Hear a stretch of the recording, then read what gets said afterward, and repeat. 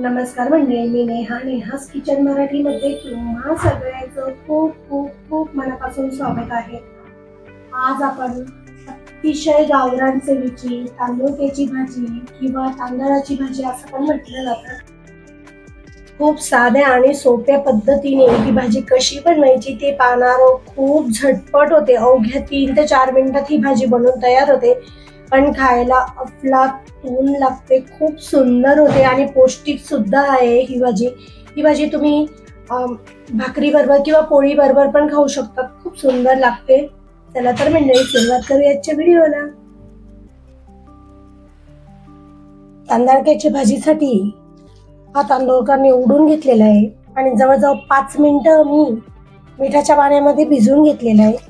त्याच्यामध्ये जेवढी काही माती वगैरे असेल ही सगळी निघून जाईल. त्यानंतर इथं लसूण आणि मिरचीचा ठेचा करून घेतलेला आहे आणि एक कांदा असा बारीक कापून घेतलेला आहे. आता ही भाजी स्वच्छ धुवून आणि अशी पिळून घ्यायची आहे. त्याच्यातलं सगळं पाणी असं निथळून घ्यायचंय. बघू शकता बऱ्यापैकी माती आणि घाण निघते. इथे ही भाजी 5 मिनिटं तरी मिठाच्या पाण्यात आपल्याला भिजून ठेवायची आहे, म्हणजे स्वच्छ अशी धुतली जाते. कढईमध्ये तेल गरम करत ठेवलंय. तेल गरम झालं की मोहरी छान तडतडली की याच्यातच जिरे टाकून द्यायचे. जिरे पण मस्त असे फुलले की हा लसूण आणि मिरचीचा ठेचा टाकायचा आहे. मिरचीचा आणि लसणाचा कच्चापणा निघेपर्यंत मस्त असं परतून घ्यायचं आहे. खूप सुंदर भाजी होती ही आणि खायला खूप टेस्टी लागते. मिरची आणि लसूण परतले गेले की याच्यातच कांदा टाकायचा आणि छान रंग बदलेपर्यंत परतून घ्यायचा आहे.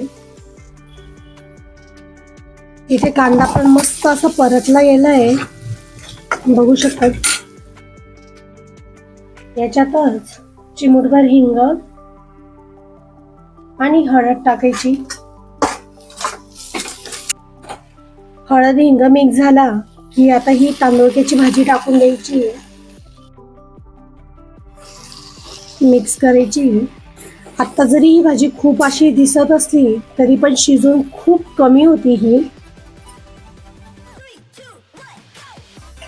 मिक्स करून झालं, झाकण ठेवायचं आणि एक वाफ काढून घ्यायची. बरोबर इथे 2 ते 3 मिनिटं झालेले. भाजी बघून घ्यायची. खूप सुंदर, बघू शकता किती कढईभर भाजी दिसत होती आणि एक वाफ येताच भाजी कमी झाली. मिक्स करून घ्यायची. या भाजीला अजिबात पाणी टाकायचं नाही, कारण वाफेवरच ही भाजी खूप सुंदर होते. आता चवीनुसार मीठ टाकायचं. मीठ टाकून मिक्स करायचं. परत झाकण ठेवून 2 ते 3 मिनिटासाठी छान शिजवून घ्यायची. बघू शकता मंडळी, भाजी मस्त झालेली आहे, खूप सुंदर होते. मीठ फक्त इथं बेताचं घालायचं, कारण ही भाजी शिजून खूप कमी होते आणि अगदी गावरान पद्धतीची चवीची भाजी आपली बनून तयार आहे. तर मंडळी, आजचा व्हिडिओ तुम्हाला कसा वाटला नक्की सांगा.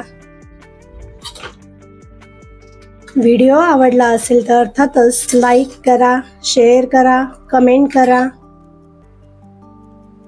आणि सबस्क्राईब करायला विसरू नका. पुन्हा भेटू अशा छानशा रेसिपी सोबत. धन्यवाद.